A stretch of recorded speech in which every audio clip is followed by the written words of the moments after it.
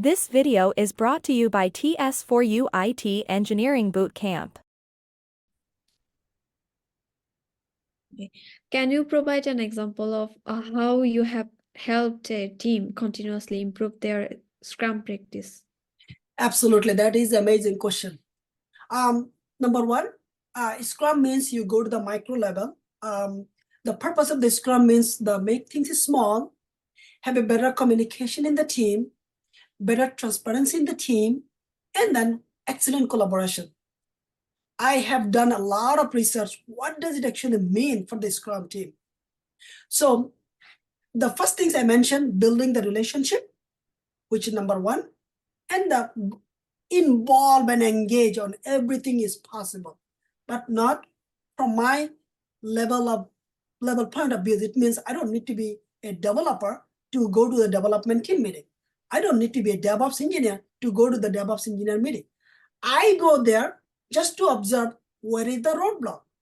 I go each meeting where is I listen to their challenges and I identify what can we do to improve the situation. So those, as a Scrum Master, those actually my main intention to go each of the meeting.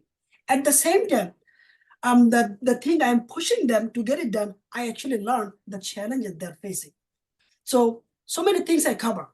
Involve just to know their situation, engage, see what is going on there. At the same time, I observe very closely what can I contribute from the productive point of view. So these kind of things I do very well, and I can address the same thing naturally to the stakeholders and the senior IT director, because the more engaged I do with my team, the best outcome I can expect.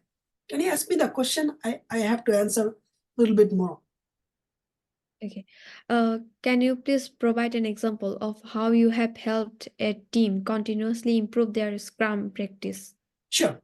So that's so long I actually give my point of view is how I do things. So I observe a quality team, the practice. I went their meeting, and there is a new quality assurance engineer, and there is a senior quality assurance engineer, and then they report to me directly.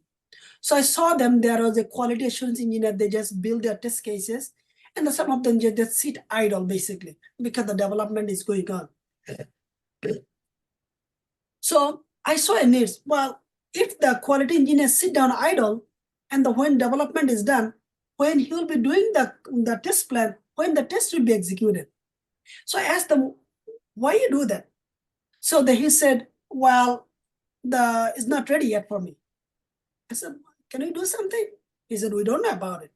So at this moment, I actually brought a developer in a meeting. I said, well, basically, while you are developing, my quality assurance team cannot sit idle. Why not you tell them something to do? So at this moment, developer said, well, this is the screen we are actually building now. Okay, look at this screen. You should be able to start writing the test cases. The test data, here is some test data I can give you. Look at this mock. Actually, this is the API we are building because I bought the backend developer as well. Okay, good. Here is the API payload you will be getting. And at the same time, I brought the DevOps engineer as well.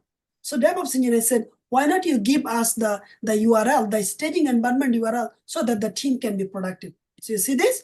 So team got the front end, what is building front end developer got the interface Figma file so that the test engineer can write the test cases. At the same time, I got the backend engineer, and the backend engineer told the engineer, here is the payload I am actually developing.